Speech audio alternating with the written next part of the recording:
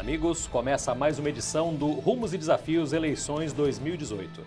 O candidato de hoje, convidado de hoje, tem 50 anos, é engenheiro de produção por formação e dedicou boa parte de sua trajetória profissional ao mercado financeiro. Vou conversar aqui com Rogério Schecker, candidato ao governo de São Paulo pelo Partido Novo. Seja bem-vindo, Rogério. Obrigado, Gustavo. Você lança o teu nome por um partido novo que se propõe a... novo no nome e também na brevidade de tempo em que ele existe, e que se propõe a repensar o conceito de política e o fazer político também, né? É essa a linha, né? Exatamente. Ninguém mais aguenta os políticos que a gente tem hoje. Ninguém mais aguenta. Você sai na rua, ninguém aguenta. Profissionais de todas as áreas, está todo mundo cansado, está todo mundo ofendido com os políticos que nós temos e com essa política velha. Ao invés da gente ficar sentado reclamando, a gente decidiu arregaçar as mangas e sair para oferecer para a população uma alternativa ao que está aí. Essa é a proposta do Partido Novo. O objetivo neste primeiro momento é ganhar a eleição, plantar uma ideia. Sempre a gente vai para ganhar. Na batalha para ganhar, a gente vai plantar as ideias, disseminar as causas, reforçar formas que podem ser feitas de governar diferente, que podem fazer a diferença para o Estado de São Paulo. O Estado de São Paulo está sendo governado há 24 anos pelo PSDB. E a gente tem aí o que todo mundo está vendo em termos de saúde, educação e segurança. Não encontro uma pessoa que esteja confortável em ter o seu filho indo para uma escola da rede pública, ele mesmo indo para as filas do sistema de saúde. Não vejo pessoas se sentindo seguras, seja onde quer que ela esteja. Então, essa é a obra do PSDB nos últimos 24 anos. Nós precisamos mudar, nós precisamos renovar, nós precisamos fazer política de uma forma diferente. E é isso que nós estamos aqui para fazer.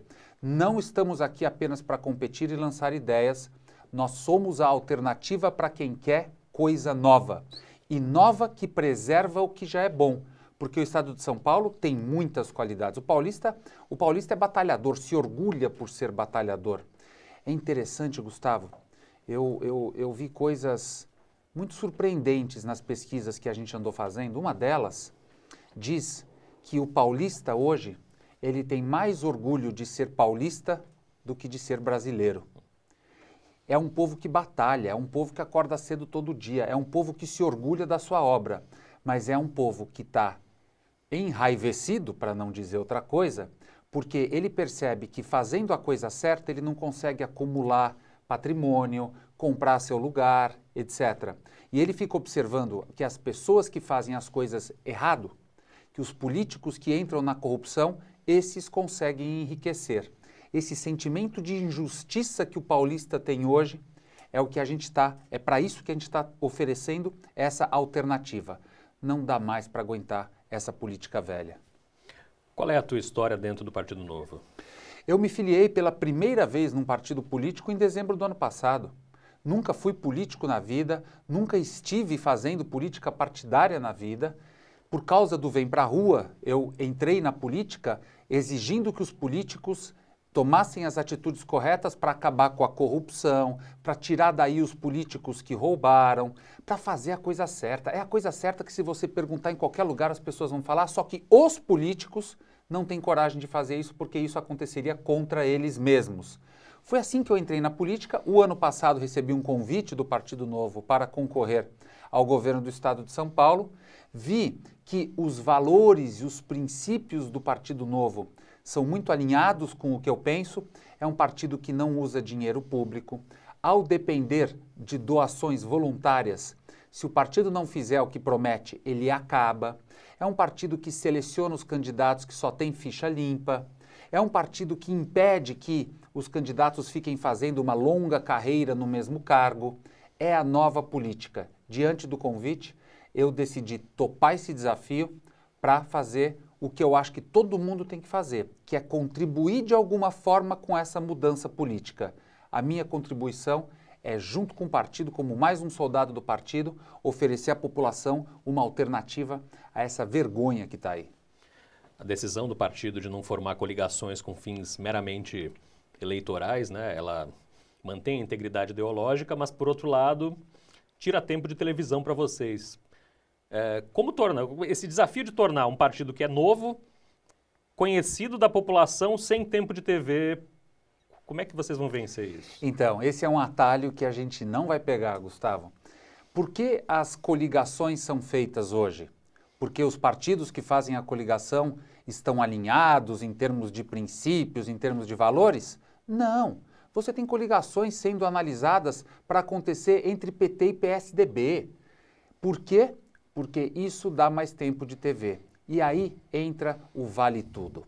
Para tentar pegar mais tempo de TV, tentar enganar mais gente que talvez esteja desavisada, eles estão fazendo isso. Nós nos recusamos a fazer aliança com quem não tenha os mesmos princípios que nós. Então, não importa as consequências, a gente vai usar de outros meios, todos legais e éticos e morais, para chegar lá. Não vamos pegar atalho, não pegamos até agora, desde a fundação do partido, senão nós não seríamos uma alternativa nova para a política velha. A gente precisa ser consistente ao oferecer essa alternativa para o povo. Eles não querem mais do mesmo. Sim. Outras siglas relativamente novas também, como a Rede Sustentabilidade, que é também a primeira eleição presidencial que disputa, governos também. No que vocês se diferem desses novos? Então, a rede, ela tem uma diversidade grande de pessoas lá dentro, e ela nasceu de outros partidos políticos. Então, eram pessoas que estavam na política partidária em outros partidos e foram para a rede. No caso do Novo, todos os candidatos do Partido Novo, tanto no estado de São Paulo quanto no Brasil, e o Partido Novo tem candidato a presidente, o João Amoedo, tem candidato ao Senado aqui em São Paulo, o Diogo da Luz, tem candidato a governador, que sou eu, tem candidato a deputado federal e estadual, temos 97 candidatos a deputados. Nenhum deles já teve um passado na política velha. Nenhum deles. Então, essa é uma grande diferença entre os dois partidos. Você já falou do movimento Vem Pra Rua, do qual você é um dos fundadores, né? Em 2014 foi criado, apoiou o impeachment da ex-presidente Dilma, apoiou o afastamento e a investigação do presidente Temer.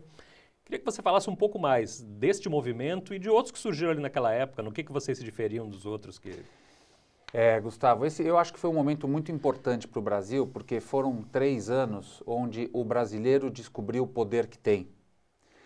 Ele estava se sentindo amarrado, algemado aqui embaixo, assistindo um governo lotado de uma corrupção muito aberta, um sistema de governo que estava descaradamente fazendo o que não devia, depois de todas as promessas de Lula, do PT, tinha uma total incoerência. E junto com isso a gente estava entrando naquela crise econômica, quer dizer, o povo estava se sentindo totalmente acuado, algemado. E ao se unir, ele descobriu que tem força.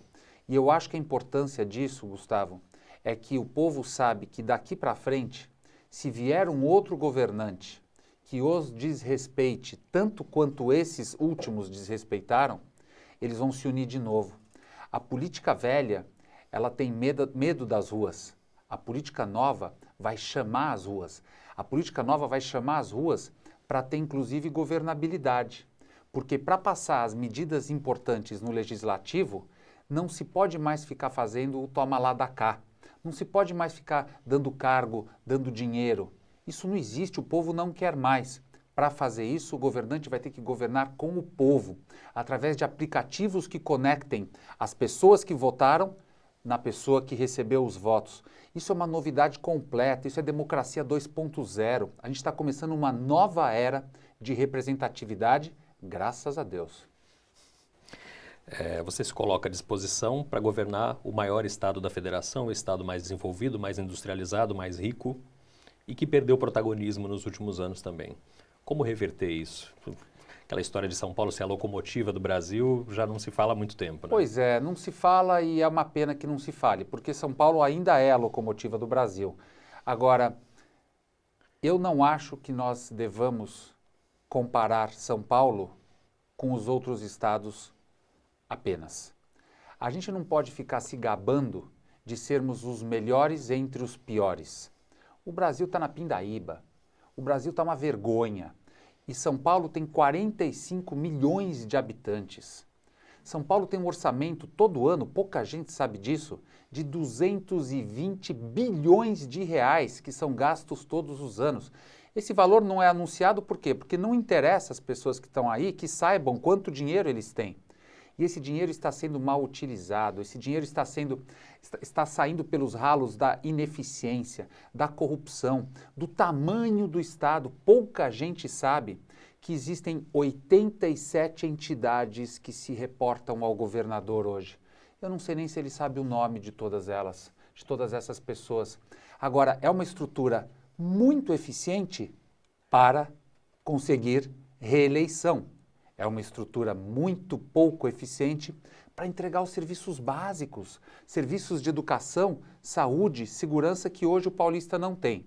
Então, São Paulo ainda é o melhor dos estados do ponto de vista de equilíbrio fiscal, de geração de riqueza, mas nós não temos que nos comparar com outros estados, nós temos que nos comparar com os melhores países, porque São Paulo tem o potencial de ser do nível de qualquer país desenvolvido do mundo, mas não com essa administração da política velha. A segurança no estado de São Paulo está longe de ser igual a do Rio de Janeiro, né? Mas é um problema sério também. Foi aqui que nasceu o PCC, por exemplo. Quais são as tuas propostas para essa área? E vai além disso, Gustavo. As facções do Rio de Janeiro já estão percebendo que no Rio de Janeiro o povo está com menos renda, está com mais policiamento, não é mais um lugar tão interessante para eles ficarem. Para onde eles estão vindo? Para São Paulo. Aqui ao longo do litoral já existem rumores de que já existem os primeiros focos de facções que começam a vir do Rio de Janeiro. Para combater isso, nós precisamos de inteligência, nós precisamos fazer o lado preventivo da segurança. Para ter inteligência, a gente precisa fortalecer a polícia investigativa, que é a polícia civil, que foi abandonada nas últimas décadas de governo do PSDB. Nós estamos com uma polícia civil que está mal equipada, mal aparelhada, mal treinada, mal remunerada, com 10 mil homens a menos e sem qualquer integração com outras polícias. A gente precisa reverter esse quadro e retomar tecnologia para a Polícia Civil. A Polícia Civil de São Paulo tem que estar em contato com as melhores polícias do mundo. Gustavo, hoje a gente já tem tecnologia para rastrear bandido, para monitorar. Nós já temos tecnologia, Gustavo, para impedir que criminoso controle crime da cadeia. A gente está em 2018, como é que é aceitável que criminoso ainda controle crime da cadeia? Enquanto a gente não mudar isso, a gente não vai resolver o problema do crime. Agora, para isso, precisa ter uma vontade no governador do estado que hoje a gente não vê no governo que tem aí. São Paulo vive também uma crise hídrica há alguns anos que também não se compara aos piores cenários como a Califórnia, por exemplo, mas que é grave o suficiente até para ameaçar a economia do estado. Como resolver isso? A gente teve uma crise há 4 anos, achou que a gente não ia enxergar isso tão cedo, porque a história que venderam para a gente é que isso só acontece de vez em quando, não vai acontecer de novo, já fizemos as obras e agora existem regiões de São Paulo que já estão com ameaça de racionamento de novo. De novo, para fazer isso tem que ser preventivo, tem que fazer as obras agora, tem que começar a ligar e melhorar o abastecimento de água, principalmente no interior do estado, que depois vai criar as condições para a distribuição dessa água. A gente precisa organizar o estado em bacias hidrográficas. Se a gente não organizar em bacias hidrográficas, cada uma atingindo uma região, a gente vai fazer com que cada cidade pense apenas em si mesma, polua a água e deixe uma água poluída para as outras, e aí a água não pode mais ser coletada. Então tem uma série de obras, só que todas elas exigem planejamento. Não pode simplesmente começar a fazer as coisas apenas em ano eleitoral ou só quando o racionamento já começou. Tudo isso tem que ser preventivo. Agora, como isso não dá voto, porque é um trabalho de longo prazo, a política velha não tem interesse em fazer, né? O Rumos e Desafios de hoje recebe Rogério Schecker, candidato ao governo do estado de São Paulo. A gente volta depois do intervalo.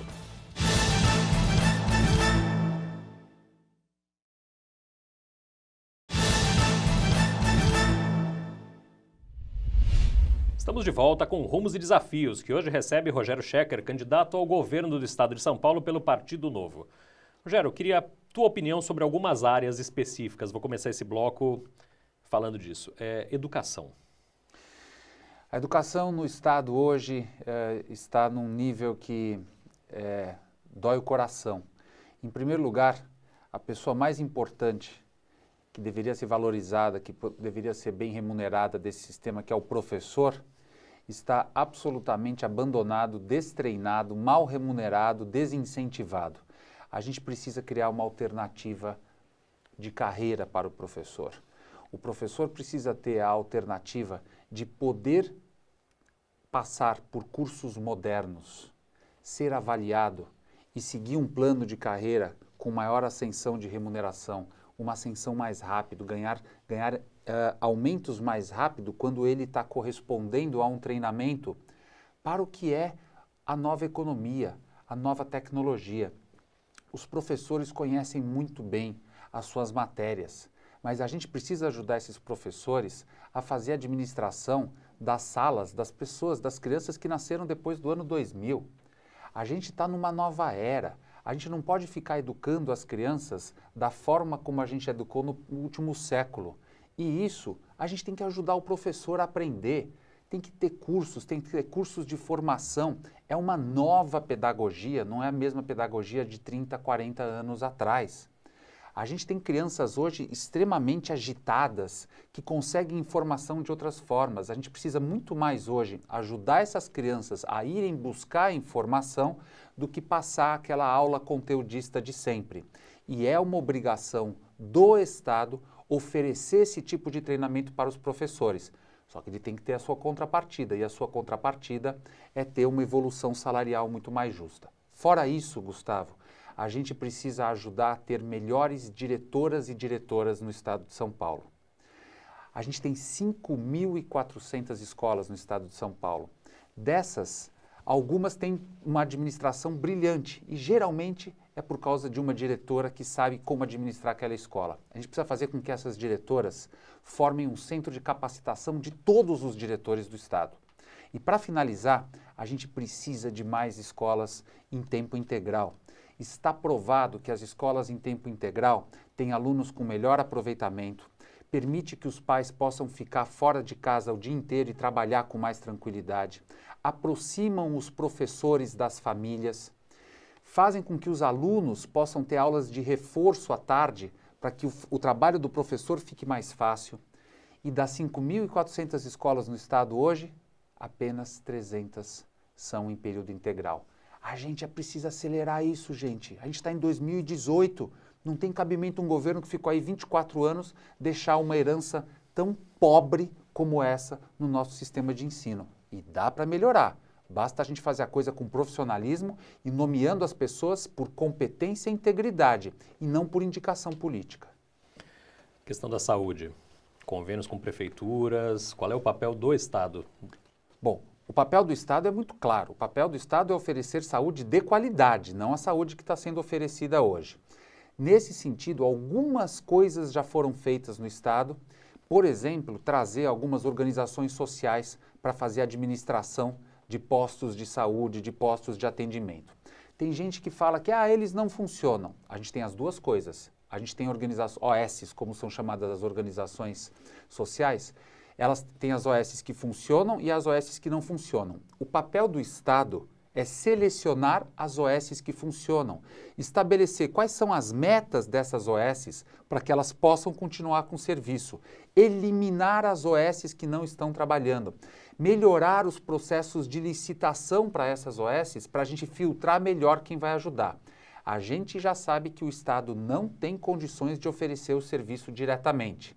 Hoje, a gente tem ainda filas, ao mesmo tempo em que a gente tem leitos disponíveis e médicos, às vezes, com alguma ociosidade.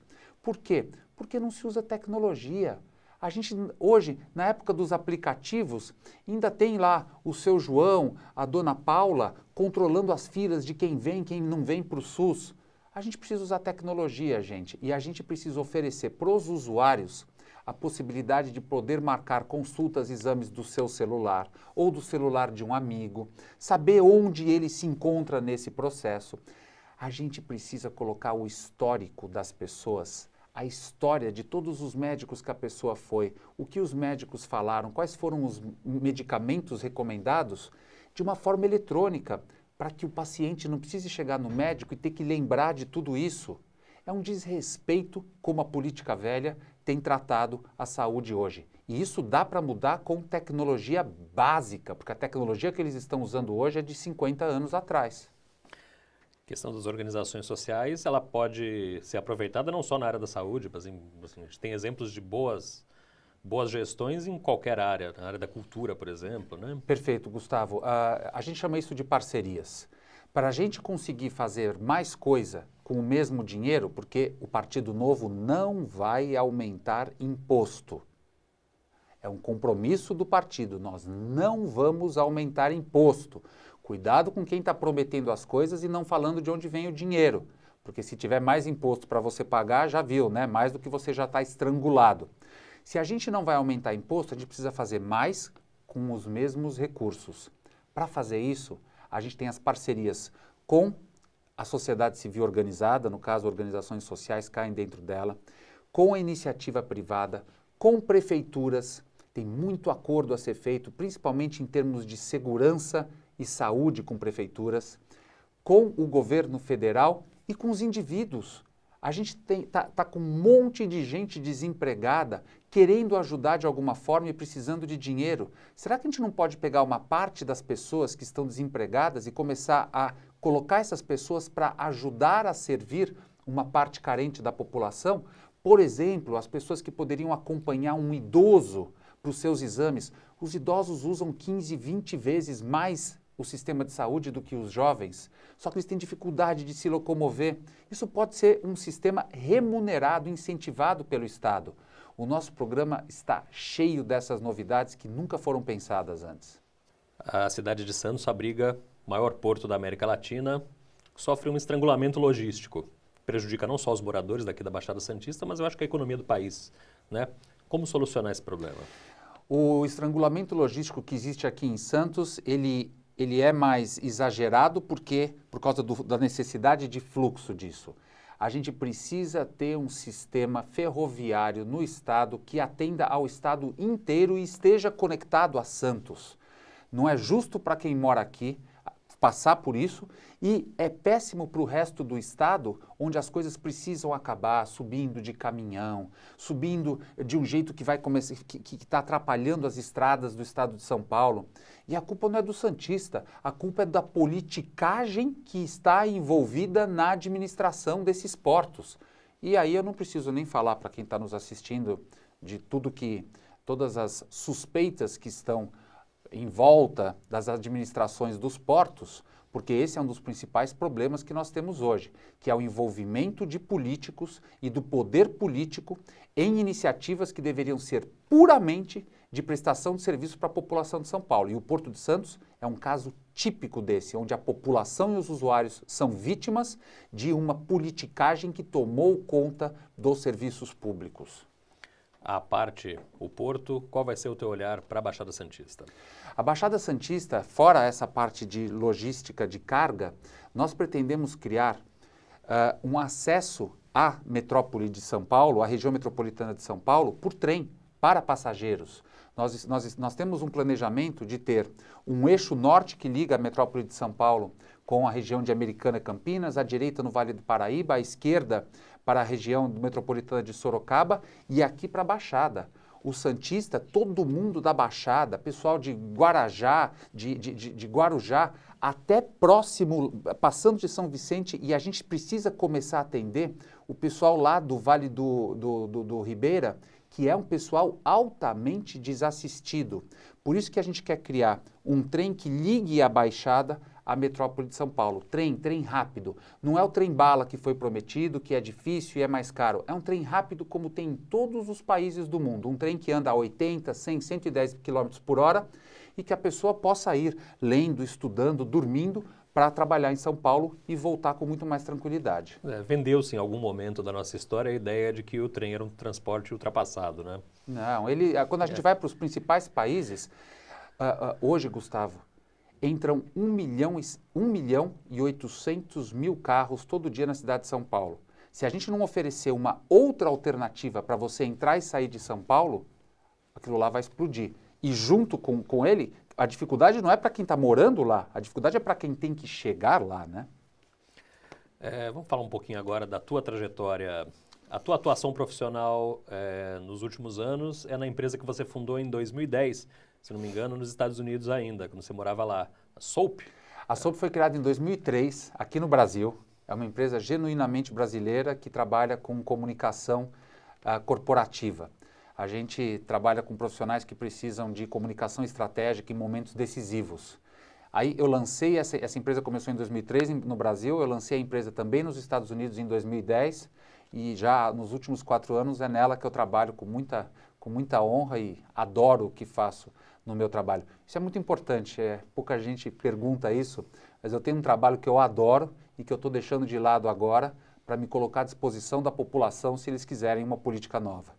Fundamental gostar do que se faz. Né? Adoro o que eu Deixa faço, de ser graças trabalho. a Deus. É uma bênção, é uma bênção. Antes disso, você atuou no mercado financeiro, em grandes bancos também, né? O que te levou para essa área, sendo engenheiro de produção? Eu saí da engenharia, eu fiz a engenharia de produção na Poli, na USP, e eu precisava de um emprego logo depois eu precisava me sustentar.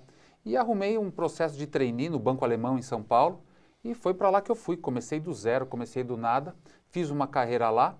Num determinado momento, levantei a mão, falei, eu gostaria de trabalhar no exterior, se fosse possível, que eu queria conhecer a realidade de outros países.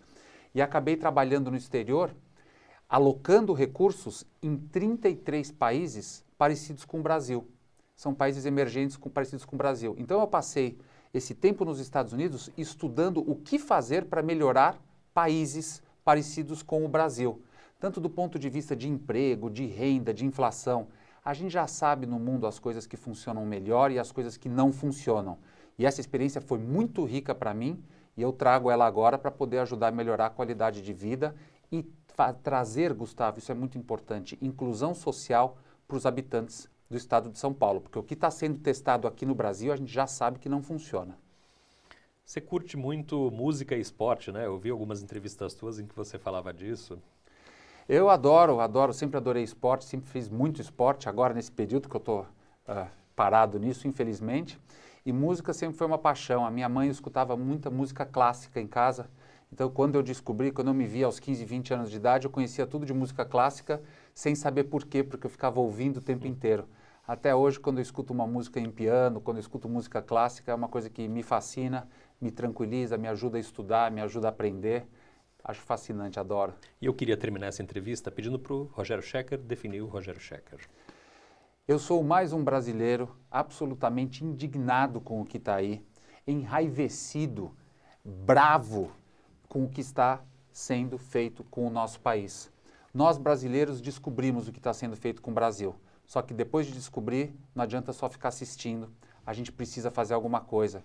Então, o Rogério Schecker é o cara que decidiu arregaçar as mangas e topar enfrentar os desafios de substituir esses políticos sem vergonha que estão aí para a gente poder finalmente trazer uma ascensão social sustentável e não voo de galinha que a gente teve até agora para os habitantes de São Paulo. A gente merece muito mais do que a gente está tendo com esses últimos governos aqui em São Paulo e se depender de mim, a gente não vai ter a repetição do que está aí e esses partidos que estão aí se reelegendo. É para isso que eu tirei essa parte da minha vida para me dedicar à cidadania, ajudar o nosso país a ir para onde ele tem que ir, para onde ele merece ir, e não para um buraco onde ele está indo e já está por causa dessa política velha. Isso aí. Rogério Schecker, candidato ao governo do estado de São Paulo pelo Partido Novo, foi o convidado de hoje do Rumos e Desafios Eleições 2018. Rogério, te agradeço. Obrigado, Gustavo. Muito obrigado. A gente volta no próximo programa. Até lá!